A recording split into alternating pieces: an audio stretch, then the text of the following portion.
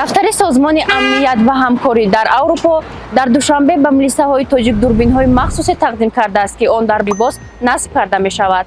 Дафтари САՂА дар Душанбе рӯзи 10 ноябр дар сомонаи худ хабар додааст, ки ин иқдом дар доираи як лоиҳаи озмоишӣ дар ҳамкорӣ бо Вазорати корҳои дохилӣ бо ҳадафи шаффофият дар кори маъмурии ҳифзи ҳуқуқ роҳандозӣ шудааст. Дар ҳоли ҳозир бо нозирони роҳ 24 дурбини наворбардорӣ тақдим шудааст.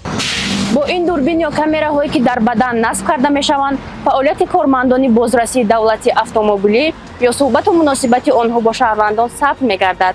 Созмони амният ва ҳамкорӣ ба маъмурини пулис тарзи истифодаи ин дастгоҳро ҳам омӯзонидааст. Ташаббускорон интизор доранд, ки истифодаи он эътимоди ҷомеа ба сохторҳои қудратиро бештар карда, ба таъмини шаффофият дар кори онҳо мусоидат хоҳад кард. Парди фенҳаб ҳангоми дарди сар, дарди буғум ва дандонҳо тавсия дода мешавад. Парди фен аз ширкати Вегафарм. Парди фенҳабро аз дорухонаҳо пурсон шавед. Моро дар шабакаҳои иҷтимоии оила тиҷӣ обуна шавед.